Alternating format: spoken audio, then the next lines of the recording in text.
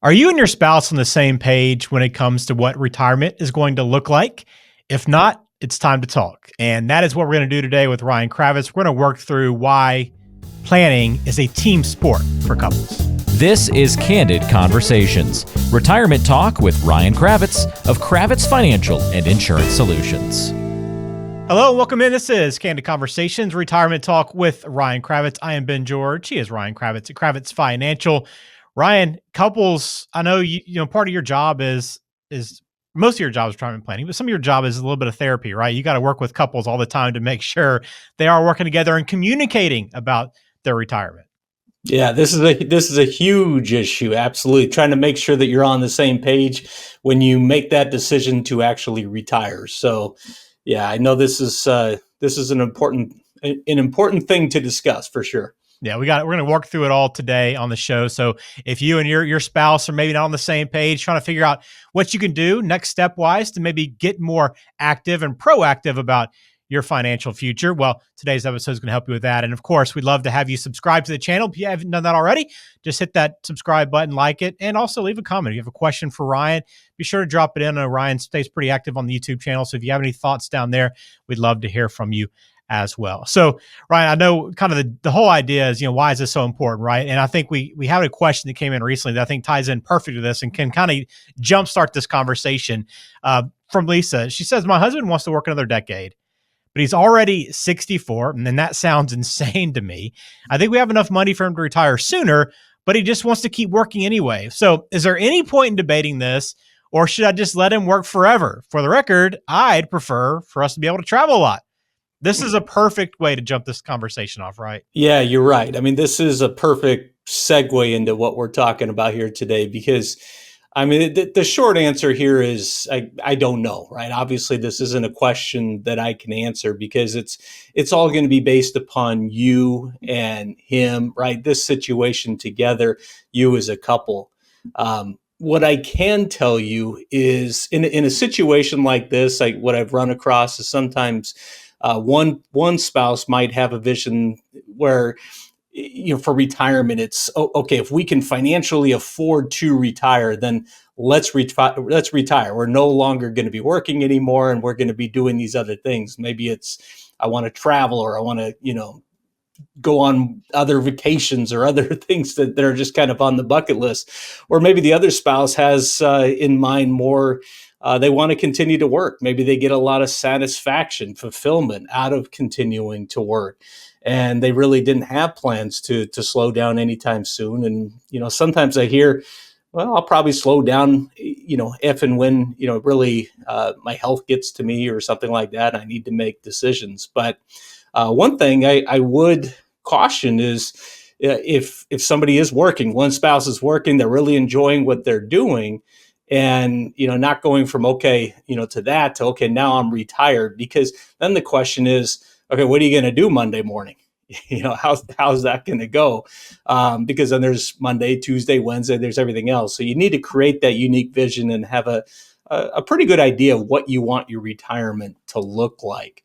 And again, it's so important if you are a couple, just kind of getting on the same page with that. Yeah, I think that's interesting because I don't think this is a rare scenario, right? This is pretty common for a couple to be thinking, okay, yeah, this is what I have in mind, and I'm sure my spouse will agree. Then all of a sudden, So when somebody comes in, a couple comes in to meet with you first time, are they usually in this position where they're kind of uncertain about where they're going and their financial future, and they haven't really had a lot of real conversations about it yet? It's across the board, I would say. Okay. For some couples, they've talked about it a lot. They communicate a lot on these issues, and they've really, put together a game plan. They know, what they want their retirement to look like. Maybe they want to be able to, downsize. Maybe they want to move somewhere else. Maybe they have a plan. They're going to go on 2 vacations a year, right? They've really kind of mapped it out, and they've really talked through it. Other times, not so much. Sometimes people kind of approach retirement or kind of make the decision that they're burnout. They think that they can financially afford to retire, and they're now thinking they can, go ahead and do it, go ahead and retire. But they come to find out that they're really on, 2 different pages as far as really what they want their retirement to look like. And so yeah, it's across the board is what I can say. So you don't have to necessarily kind of be on the same page when you come and meet with you. You can have these conversations and be pretty familiar with each other's goals and kind of where you stand, but you don't have to be when you come in and meet with you for the first time.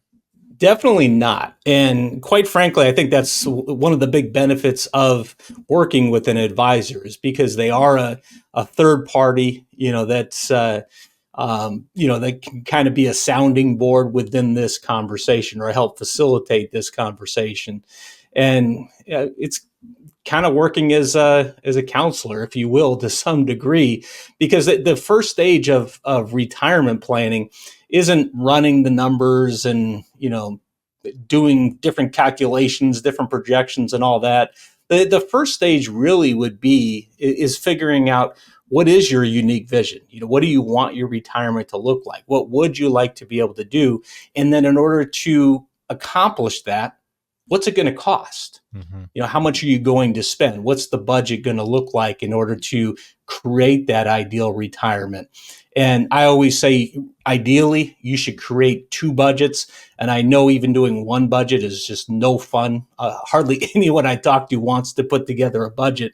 But as you're approaching retirement and you're really needing to figure out how much you're going to need to spend, it's so important. So the two budgets that I recommend here are, number one, for needs, right? So how much is it going to cost for, the housing costs, to pay the utility bills, to put food on the table, right? All the basic necessities and such. And then the wants budget. So these are the vacations, the entertainment, going out and seeing shows or doing other things. And then even beyond that is getting even more specific. Maybe you have children, maybe you want to be able to give some money to your child or grandchild for their college education.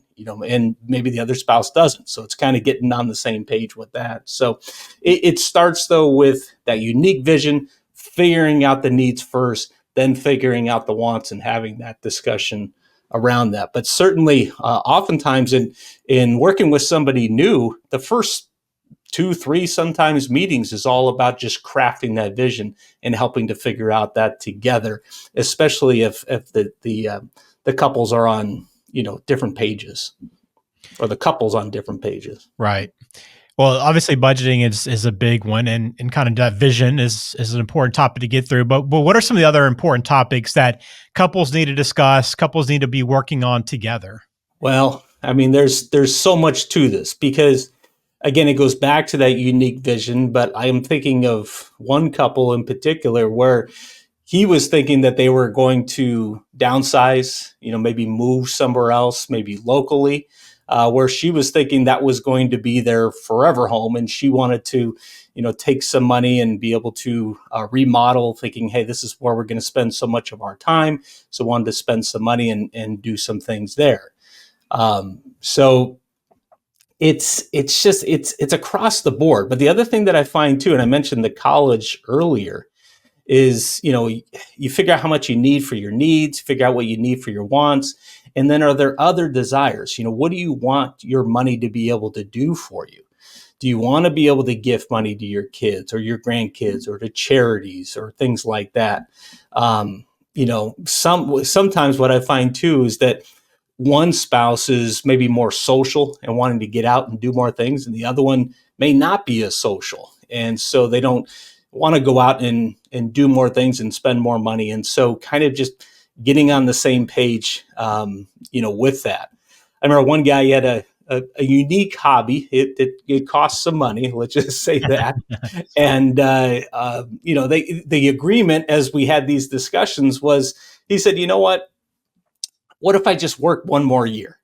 And so we plugged that into the financial planning software, into the plan. And I said, "You're good. You can you can have that hobby. That would work." And she said, "Okay, works for me." So we kind of just got on the same page there, so that there was no animosity between the two or ill feelings, and we can kind of come to that agreement. So I think that's, again, the benefits sometimes of working with an advisor to help, to bring the couple together to kind of get on the same page. We're all kind of different, Ryan, and part of your job is to help kind of be a mediator, I think, in some sort. So for people that are and couples that are disagreeing about different spending habits, and then even beyond that, like risk. I mean, I know, I'm sure risk is another thing that comes up, where there's a little bit of disagreement on how much they should have and what they're comfortable with. So how do you help a couple then in that situation where maybe they aren't quite in agreement? It's a process. I mean, it's really about the whole thing is really about just making sure that we're taking our time and we're going through and identifying again what our goals are and what we're trying to do. So, specifically like with the risk tolerance. So, like if we're talking about, hey, this is our budget, this is how much we want to be able to spend in order to accomplish our goals. We might have Social Security, we might have a pension, we have other assets, and then we'll take a look at, okay, how do we actually need to invest this money in order to accomplish these goals? And I always say that there's a couple things we've got to marry here. We've got to marry the risk tolerance, how comfortable you are with the volatility, with risk, but also the risk capacity. How much risk are you actually able to take without potentially destroying your plan? And so, as an advisor, it's about, okay, this is how much we have at our nest egg. This is how much we need to take from that, perhaps on a monthly basis. Okay, this is what's I believe is reasonable in order for us to accomplish this, and then getting something that's comfortable between the two in order to meet that. And usually, what I find, Ben, is that as long as we're able to meet the spending needs for both, as far as the things that we want to have money for to be able to do, then that's usually when I find most couples are happy with that situation. So I like that. Look, again, if you have questions, 714-462-9155.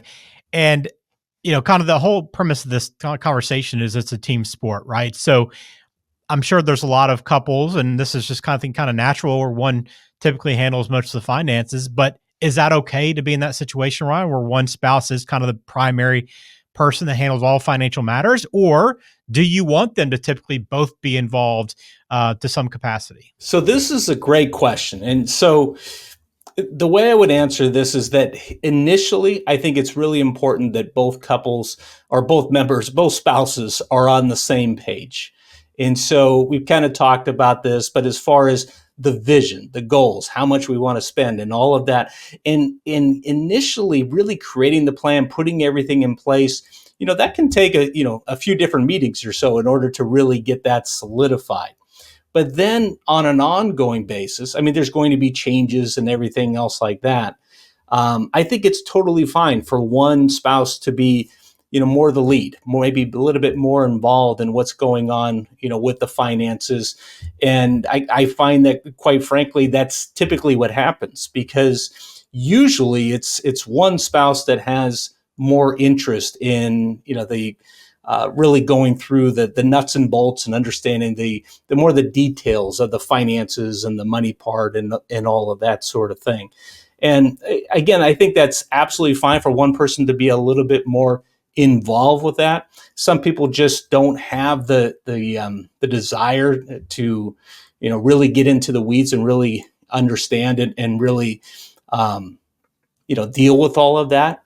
And again, I think that's fine. I always say, there's certain things that I have no interest in, like when it comes to, mechanical type of things or building certain things, I'm terrible at. I don't want to deal with that. That's just not something that I'm good at or that I enjoy. And so I think it's fine. Big picture, both couples need to be involved. And then one spouse kind of taking the lead is fine. And especially if you're working with an advisor, then you've got that as well. And then at the annual, review or whatever it is, that's when both couples should be there, just making sure that everything is continuing and on the same page, and that the needs, the goals, the desires for what we want this money to do is being met. Yes, that's interesting, Ryan. I know that it probably is natural for one spouse to take the lead, but I like your point that the big picture, being on the same page. And I guess that's kind of what the value of an advisor is, right? Is you're able to kind of help get them together, orchestrate that whole overall plan, and keep them on the same page. Yeah, and one thing I should point out here is, like, if a couple's not working with an advisor, one of the issues that I have found over the years is, maybe one spouse passes away. Maybe that spouse is the one that was more involved in the finances. and maybe the other spouse really didn't know much of what was going on, that could really be an issue. In fact, I had one lady in particular that I can think of that her husband had passed. He was the one that was primarily involved in dealing with their finances, everything related to the money. Well, he passed, and she was going through the bank statements. She ended up finding that there was a debit on the bank statement, and it was for an insurance company. So it turned out that's how she ended up finding out that he even had a life insurance policy, which certainly came in valuable in their situation.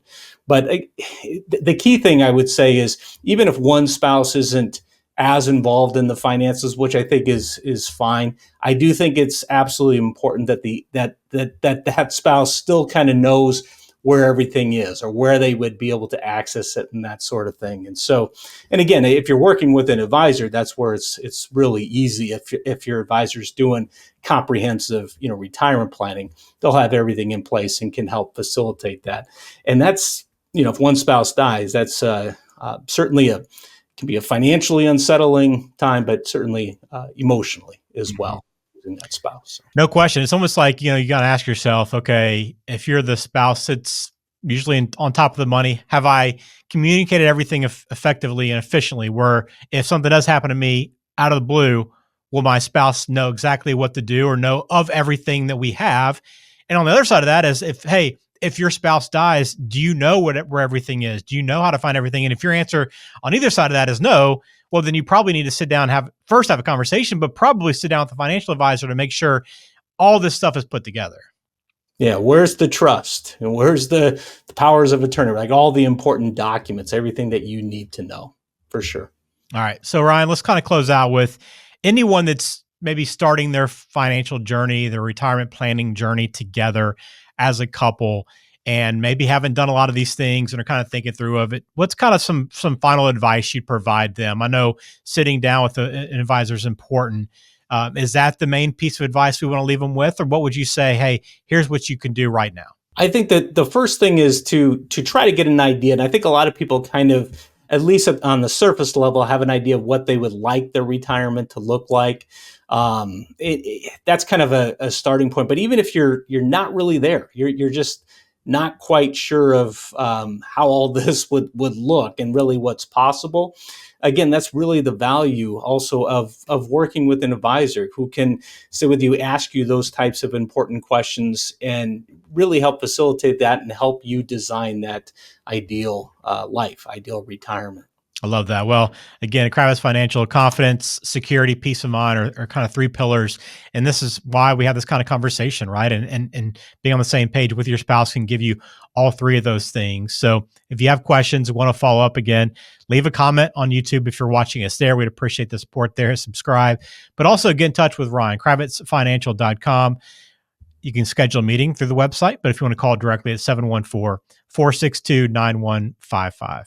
Ryan, very good stuff. I know this is it's an important one, and I know you work with couples all the time to kind of make sure they're on the same page with retirement planning. So I'm glad we went through this today. Any final thoughts? I don't think so. I think we've covered a lot, but this obviously is important. Just making sure that you're on the same page with your spouse. Good to see you, though, Ben. Yeah, appreciate it. And thank you for watching Candid Conversations, Retirement Talk with Ryan Kravitz. Another show coming soon, so stay tuned. Thanks for checking out today's episode. Please remember to like the video on YouTube and subscribe so you never miss an episode. If you're within 5 years of your desired retirement date, let's make sure you're on the right track with a free 20-minute consultation. Ryan can help answer your pressing questions, such as, when can I retire? What are my options for healthcare in retirement? Should I adjust my investment strategy as I get older? And when should I collect Social Security? This consultation is the perfect starting point to craft a sound retirement plan. Schedule your call now by clicking the link in the description or visiting kravitzfinancial.com.